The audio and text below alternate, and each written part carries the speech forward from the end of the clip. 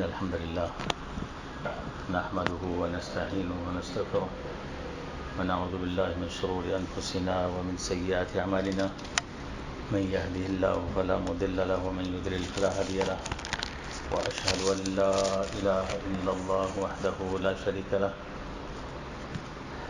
وأشهد أن محمدا عبده ورسوله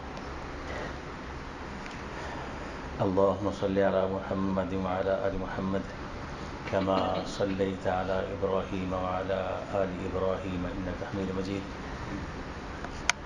اللهم بارك على محمد وعلى آل محمد كما باركت على إبراهيم وعلى آل إبراهيم إنك حميد مجيد اللهم انفعنا بما علمتنا وعلمنا ما ينفعنا وزدنا علما الحمد لله على كل حال ونعوذ بالله من حال أهل النار أما بعد فإن خير الحديث كتاب الله وخير الهدي هدي محمد صلى الله عليه وسلم وشر الأمور محدثاتها وكل محدثة بدعة وكل بدعة ضلالة وكل ضلالة في النار وبعد فأعوذ بالله من الشيطان الرجيم بسم الله الرحمن الرحيم من كان يريد العزة فلله العزة جميعا.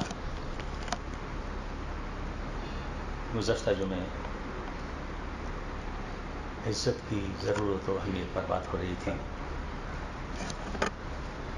عزت انسان کی بنیادی اور فطری ضرورت ہے. عزت کے بغیر آدمی کی اجتماعی اور معاشرتی زندگی پھیکی، بے لطف، بے کیف اور بے رنگ ہوتی ہے، بے وقت اور بے وقار ہوتی ہے. انسان احساس کمتری و احساس محرومی کا شکار ہوتا ہے اور نتیجتاً مایوسی اور نا امیدی میں مبتلا ہو جاتا ہے. بلکہ اس سے بھی بڑھ کر آدمی نفسیاتی شکست کا شکار ہو جاتا ہے.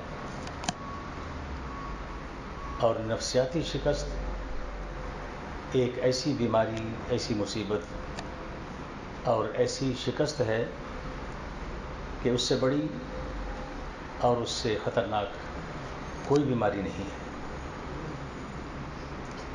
یعنی جب انسان کی کیفیت یہ ہو کہ وہ بے حس و حرکت ہو، وہ کوئی حرکت نہ کر سکے اور جسم میں ہونے والی کسی تبدیلی کو محسوس نہ کر سکے، اور وہ کچھ بتا نہ سکے کہ اسے کیا بیماری ہے، کسی کو مدد کے لیے پکار نہ سکے، بلکہ وینٹیلیٹر پر ہو اور کومے میں ہو، تو ایسے آدمی کی زندگی گویا بے معنی ہوتی ہے. ایسی صورت میں کسی معجزے کا ہی انتظار کیا جا سکتا ہے. اب سوال یہ ہے کہ یہ منظر کشی کیا محض لفاظی ہے یا بالفعل کسی قوم کی یہ حالت ہو سکتی ہے؟ تو جواب یہ ہے کہ بالفعل ایسی حالت ہو سکتی ہے، بلکہ ہوتی ہے، ہوئی ہے. تاریخ عالم سے ادنا سی واقفیت رکھنے والے شخص سے بھی 13ویں صدی عیسوی میں عالم اسلام پر ہونے والے تاتاری حملوں کی داستانیں پوشیدہ نہیں ہوں گی. ان حملوں میں ہونے والی تباہی و بربادی کو اگر قیامت صغریٰ کہا جائے تو بے جانا ہوگا.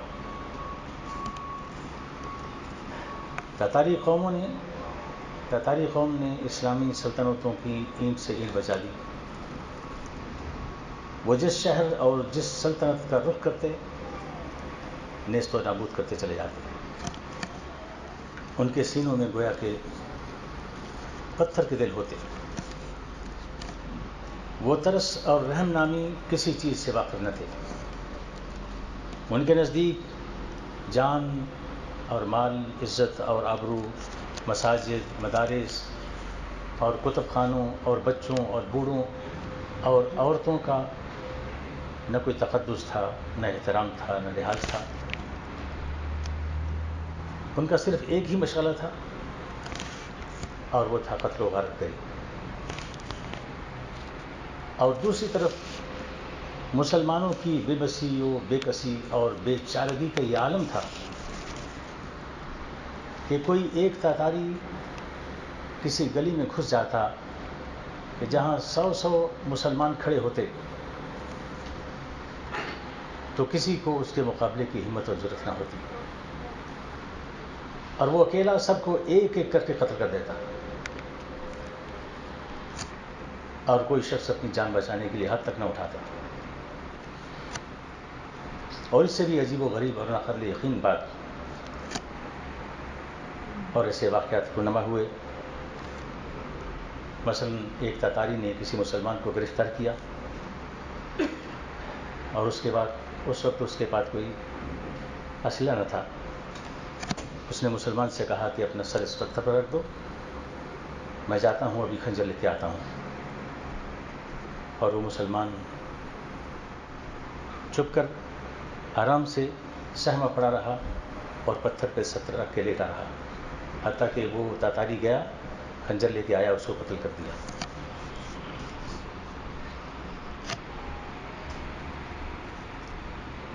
مسلمانوں کی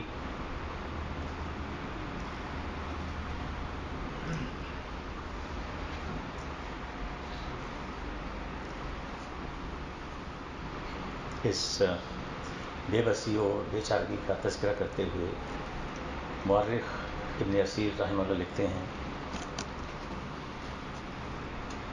کہ وہ ایسا عظیم حادثہ تھا کہ دنیا کی تاریخ میں اس کی نظیر نہیں ملتی. اس واقعے کا تعلق اگرچہ تمام انسانوں سے تھا مگر بالخصوص مسلمانوں سے تھا، اور وہ حادثہ اتنا بڑا تھا اور دل دہلا دینے والا تھا کہ ایک عرصہ تک کسی کو کوئی واقعہ بیان کرنے کی جرأت اور ہمت نہ ہوئی، وہ واقعات لکھنے کی ہمت نہ ہوئی، اور ان واقعات کو لکھ بھی کون سکتا تھا. پھر امام ابن اسیر رحمہ اللہ فرماتے ہیں فَيَا لَيْتَ أُمِّي لَمْ تَلِدْنِي وَيَا لَيْتَنِي مِتُّ قَبْلَ هَذَا وَكُنْتُ نَسِيًّا مَنسِيًّا. اے کاش میری ماں نے مجھے جنا نہ ہوتا،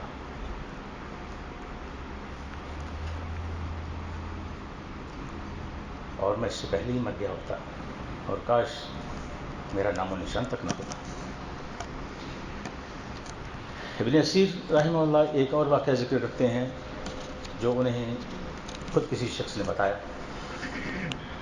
اس شخص نے کہا کہ ہم 17 آدمی تھے، ایک راستے پر چل رہے تھے کہ ایک گھڑ سوار تاتاری ہمارے پاس سے آیا اور آ کے کہنے لگا تم سب لوگ اپنے آپ کو ایک دوسرے سے باندھ لو، یعنی قتل کرنے کے لیے تم باندھ لو تو پھر میں قتل کروں گا. تو کہتے میرے ساتھیوں نے اس کے حکم کی تعمیل شروع کر دی، باندھنا شروع کر دیا. تو میں نے کہا بڑا عجیب آدمی ہوں، وہ اکیلا ہے اور ہم 17 ہیں، ہم اس سے قتل کیوں نہ کر دیں؟ کہنے لگے نہیں ہمیں ڈر لگتا ہے. تو کہا کہ ٹھیک ہے. پھر میں نے اکیلے نے چھری لی اور اس آدمی کو قتل کر دیا، اور یوں بھاگ کر ہم نے جان بچا لی. اسی طرح ایک بڑا اور عجیب و غریب اور حیران کن واقعہ تھا کہ تاتاری آذربائیجان کی ایک ایسے علاقے میں داخل ہوئے کہ جہاں چاروں طرف وہ علاقہ پہاڑوں سے گھرا ہوا تھا، صرف ایک طرف ایک تنگ سا راستہ تھا. تو اگر ہمارے پاس 500 آدمی ہوتے تو تاتاریوں کے فوج کا کوئی ایک آدمی بچ کے نہ جاتا کہ اس تنگ راستے سے گزرتے تھے، ہم مرتے جاتے. لیکن اس علاقے کے سارے لوگ بھاگ گئے اور پہاڑوں پہ چڑھ گئے. چنانچہ تاتاری آسانی سے اس علاقے میں گھس گئے اور ہر چیز کو جلا کے رکھ دیا، اور ان بھاگنے والوں کو پھر پکڑا اور ان کو پکڑ کر قتل کرنے لگے. اور یہ آدمی کہیں کسی ویران سے گھر میں چھپ گیا اور وہاں سارا یہ منظر دیکھ رہا تھا. جیسے جیسے جس آدمی کو وہ قتل کرتے تھے تو وہ آدمی اس کہتا تھا، اسے قسم دلاتا تھا کہ لا باللہ لا تقتلنی، تجھے اللہ کی قسم مجھے قتل نہ کرنا. وہ کہتا ہے کہ وہ ان کے دل میں رحم کہاں تھا؟ وہ قتل کرتے گئے. چنانچہ اس کے بعد وہ آپس میں کھیلتے ہنستے گنگناتے، اور وہ لفظ اتنی کثرت سے انہوں نے سنا کہ لا باللہ لا تقتلنی، مجھے اللہ کی قسم مجھے قتل نہ کرنا. ان الفاظ کو گنگناتے، حالانکہ ان کے اس کے ترجمے کا بھی نہیں پتا تھا. تو امام نصیر رحمہ اللہ فرماتے ہیں کہ وہ ایک بہت بڑا حادثہ تھا. مسلمانی کی وہ حالت اصل میں ان کی نفسیاتی شکست تھی. نفسیاتی شکست جب انسان اندر سے ہار جائے تو آپ کچھ بھی کر لیں اسے پاؤں پر کھڑا نہیں کر سکتے، اسے مقابلے کے لیے تیار نہیں کر سکتے. اس کی ہمت بڑھانے کے لیے، اسے مدد و نصرت اور قوت و طاقت وہاں پہنچانے کے لیے کوئی نسخہ اور حربہ کام نہیں آتا.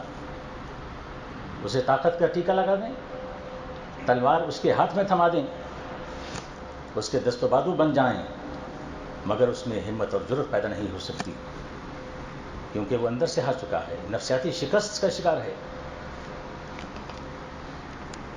ایک ہمت ہار جانے کی وہ مثال تھی جو مسلمان تاتاریوں کے سامنے میدان جنگ میں ہارے، اور آج مسلمانوں کے ان کا ہمت ہارنا، جو کہ کفار و مشرکین اور دشمنان اسلام کی برتری اور فوقیت کو دل و جان سے تسلیم کر لینا ہے. ان کی تبعیت، ان کی پیروی اور ان کی اقتداء سے باہر نکلنے کے خیال کو ایک خوفناک خیال تصور کرتے ہیں. چنانچہ ان کے ہر اقدام کو اپنے لیے قابل اقتداء سمجھتے ہیں اور آنکھیں بند کر کے اس پر عمل شروع کر دیتے ہیں اور اس پر فخر کرتے ہوئے اور اتراتے ہوئے نظر آتے ہیں. بات چیت میں، چال ڈھال میں، لباس میں، رہن سہن میں، ہر معاملے اور ہر شعبے میں ان کی مدحت سرائی اور ان کے گیت گاتے ہوئے نظر آتے ہیں. ان کی مادی ترقی کے اعتراف میں تو کوئی مذاکرہ نہیں، مگر اس سے مرعوبیت ایک مسلمان کو زد نہیں دیتی. اس کے ایمان کے تقاضوں اور اس کے مقام و مرتبے کے منافی ہے. اس کی عزت و تکریم اور شان و شوکت کے منافی ہے. ایک مسلمان کا مقام اس سے بہت بلند ہے کہ وہ دنیا کی نعمتوں کی طرف للچائی ہوئی نظروں سے دیکھے، جیسا کہ اللہ تعالیٰ رسول کریم صلی اللہ علیہ وسلم کو مخاطب کرتے ہوئے فرماتے ہیں وَلَا تَمُدَّنَّ عَيْنَيْكَ إِلَىٰ مَا مَتَّعْنَا بِهِ أَزْوَاجًا مِّنْهُمْ وَلَا تَحْزَنْ عَلَيْهِمْ. ہم نے انہیں جو نعمتیں عطا کی ہیں، یعنی کفار کو، ان کو للچائی ہوئی نظروں سے مت دیکھو، آنکھیں پھاڑ پھاڑ کر مت دیکھو، پسندیدہ نگاہوں سے مت دیکھو، اور نہ ان پر غم کرو، نہ افسوس کرو. ولا تمدن، دوسرے مقام پر فرمایا ولا تمدن عینیک علی ما متعنا به ازواجا منهم زہرۃ الحیات الدنیا لنفتنهم فیہ، کہ ان نعمتوں کو غور سے نہ دیکھو جو ہم نے انہیں عطا کی ہیں. یہ تو دنیا کی زیب و زینت ہے، دنیا کی رونق ہے. لنفتنهم فیہ، یہ ہم نے ان کی آزمائش کے لیے یہ کی ہے. ان آیات میں دنیا کی طرف دیکھنے کی ممانعت نہیں ہے، بلکہ للچائی ہوئی نظروں سے دیکھنے کی ممانعت ہے. لا تمدن عینیک، اپنی آنکھوں کو ان کی طرف پھیلا کر نہ دیکھو. جیسے آدمی ایک سرسری نظر جب دیکھتا ہے تو اس کا مطلب ہوتا ہے کہ آدمی نے اس کو کوئی اہمیت نہیں دی. جب اسے کوئی چیز پسند ہوتی ہے تو آنکھیں سر آگے کر کے اور آنکھیں پھاڑ کے دیکھتا ہے، اس کا مطلب ہے وہ چیز اس کو پسند آئی ہے. اور للچائی نظروں سے دیکھتا ہے تو اس نگاہ سے دیکھنا منع ہے، ورنہ تو دیکھنے میں کوئی مانت نہیں ہے. دنیا کی بے وقتی اور بے حیثیتی اور اس سے دنیا کے فتنے سے آگاہ اور خبردار کرنے کے لیے قرآن و حدیث میں بہت سی آیات و احادیث ہیں. تاہم نفسیاتی شکست سب سے خطرناک اور بیماری ہے اور سب سے خطرناک شکست ہے. نفسیاتی شکست ایک تہذیبی زوال ہے جس کا دوسری قسم کی روایتی شکست سے، یعنی فوجی شکست سے موازنہ نہیں کیا جا سکتا. نفسیاتی شکست لوگوں کے زمینی وسائل پر قبضہ کرنے سے پہلے ان کے دل اور ان کے دماغ پر قبضہ کیا جاتا ہے.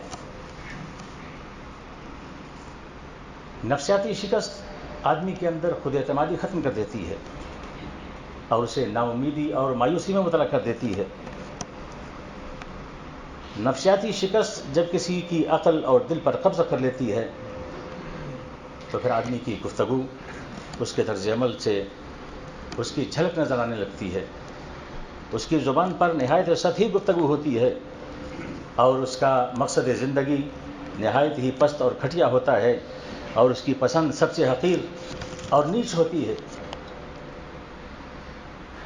اور اس کی خواہش نہایت ہی کمتر اور ناکارہ ہوتی ہے. اس کی مثالیں تو بہت ہیں، مگر کل ہی کسی جلسے میں شریک ایک پرجوش نوجوان کا ایک کیمرہ مین انٹرویو لے رہا تھا. اس نے پوچھا کہ تمہاری سب سے بڑی خواہش کیا ہے؟ تو اس نے اپنے پارٹی لیڈر کا نام لے کر کہا کہ میری خواہش یہ ہے کہ میں اس کے ساتھ ایک سیلفی بنواؤں اور جب میں مر جاؤں تو اس کی پارٹی کا جھنڈا میری قبر پر لگا دیا جائے. اب اس شخص کی زندگی کا مقصد صرف ایک سیلفی اور ایک جھنڈا ہو، آپ اس کی عقل کو کیا ریٹنگ دیں گے؟ اور جس قوم کے لاکھوں کروڑوں لوگ اسی ذہنیت کے مالک ہوں، اس قوم کی پستی کا اندازہ کیا لگائیں گے؟ اور جس قوم کے رہنما گھٹیا کردار، گندی زبان اور سطحی سوچ رکھنے والے اور بے حیائی اور فحاشی پھیلانے والے ہوں، اس قوم کی دنیا اور آخرت میں کیا عزت ہوگی؟ وہ قوم کتنی بدنصیب اور بدبخت ہوگی. تاتاریوں کے مقابلے میں مسلمانوں کی وہ حالت اچانک نہیں ہوئی تھی، راتوں رات نہیں ہوئی تھی اور بے سبب نہیں تھی، اور وہ حالت چند لوگوں کی بدعملیوں کا نتیجہ نہیں تھی، بلکہ لوگوں کی غالب اکثریت کی بدعملیوں کا نتیجہ تھی، جس پر وہ ایک عرصہ تک قائم و دائم رہے. اخلاقی بے روی اور دین بیزاری کسی بھی قوم کے زوال و انحطاط اور تباہی و بربادی کی سب سے بڑی وجہ ہوتی ہے. تاتاریوں کے حملوں کے وقت مسلمانوں کی حالت یہ تھی کہ محض شان و شوکت کے اظہار کے لیے عید اور جانشینی کے موقع پر جو شاہانہ جلوس بغداد سے نکلتے تو سارا شہر اس میں شرکت کے لیے امٹ آتا. دینی فرائض کو نظر انداز کیا جاتا، نمازیں قضا ہوتیں، حتیٰ کہ 644 ہجری کی عید الاضحیٰ کو اہل بغداد شہر کے باہر خلیفہ کا شاہی جلوس دیکھنے کے لیے نکلے اور نماز عید انہوں نے غروب آفتاب کے وقت پڑھی، تو پھر ان پر ذلت و رسوائی اور تباہی اور بربادی کا انہیں سامنا کرنا پڑا کہ جس کی دنیا میں مثال نہیں ملتی. حالانکہ وہ دور آج کے دور سے بہت بہتر تھا، کیونکہ ان کے جلسوں اور جلوسوں میں کم از کم ناچ گانا نہیں ہوتا تھا. 1967 میں مصری فوجوں کو اسرائیل کے مقابلے میں شکست ہوئی، حالانکہ مصری فوج ایک طاقتور فوج تھی. جنگ ختم ہونے کے بعد انہوں نے اپنی شکست کے اسباب کا جائزہ لینا چاہا تو معلوم ہوا کہ اسرائیلی فوجوں کے گلوں میں ہر آدمی کے گلے میں تورات لٹکی ہوتی تھی، اور دوسری طرف دیکھا کہ مصری فوجوں کے ٹینکوں میں اداکاروں کی تصویریں لٹکی ہوئی تھیں. کچھ ایسی ہی صورتحال کی مناسبت سے شاعر نے کیا خوب کہا ہے کہ آج تجھ کو بتاؤں کہ تقدیر و غم کیا ہے، شمشیر و ثنا اول طاؤس رباقہ. قوموں کی ترقی اور عروج اور زوال و انحطاط کا راز یہ ہے کہ قوموں کو ترقی حاصل ہوتی ہے تو تلواروں کے سائے میں حاصل ہوتی ہے، اور زوال و انحطاط اور ذلت و رسوائی انہیں رقص و موسیقی کے ذریعے حاصل ہوتی ہے. اس دور کے مسلمانوں کے زوال و انحطاط اور ذلت و رسوائی کے اسباب یوں تو بہت ہیں، مگر بنیادی سبب وہی ہے جو قرآن و حدیث میں بیان ہوا ہے، جس میں ایک جگہ اللہ نے فرمایا وَأَنْتُمُ الْأَعْلَوْنَ إِن كُنتُم مُؤْمِنِينَ، غلبہ تمہارا ہے اگر تم مسلمان ہو تو، یعنی اگر غلبہ نہیں ہے تو اس کا معنی ہے کہ ہم سچے مسلمان نہیں ہیں۔ اور وہ جو حدیث میں آیا ہے کہ حَتَّى تَرْجِعُوا إِلَىٰ دِينِكُمْ، تمہاری بدعمالیوں کی وجہ سے جو ذلت و رسوائی تم پر مسلط کی گئی ہے وہ اس وقت تک دور نہیں کی جائے گی جب تک تم اپنے دین کی طرف واپس نہیں لوٹاتے۔ اور امام مالک رحمہ اللہ فرمایا کرتے تھے کہ لن یصلح آخر هذه الامة الا بما صلح به اولها، کہ اس امت کے آخری دور کے لوگوں کی اصلاح اسی بنیاد پر ہوگی جن بنیادوں پر پہلے دور کے لوگوں کی اصلاح ہوئی۔ آج امت مسلمہ جس نفسیاتی شکست کا شکار ہے اس کی مثالیں تو بہت ہیں، اس کی علامات بہت ہیں، مگر ان میں سے ایک یہ ہے کہ آج مسلمان اپنی آئیڈینٹی چھپاتے ہوئے، ظاہر کرتے ہوئے شرماتی ہے، اپنے آپ کو مسلمان ظاہر کرتے ہوئے شرماتی ہے، اپنے نام کے ساتھ انگلش نک نیم رکھ رکھے ہیں تاکہ کسی کو پتہ نہ چلے کہ مسلمان ہے،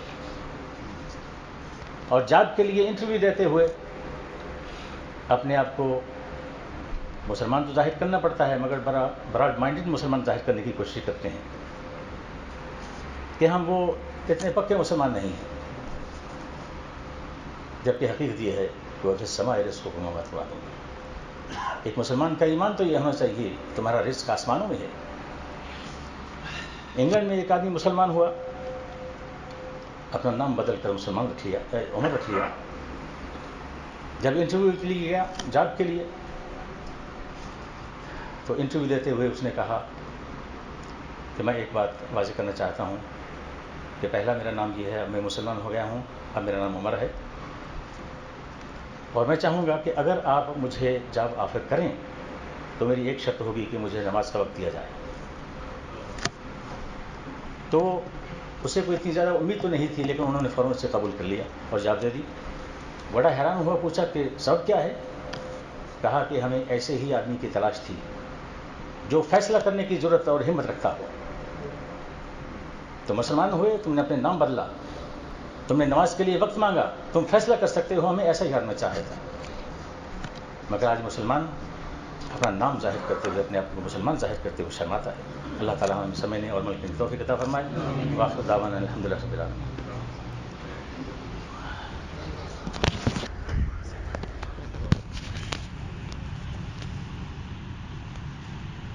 اللہ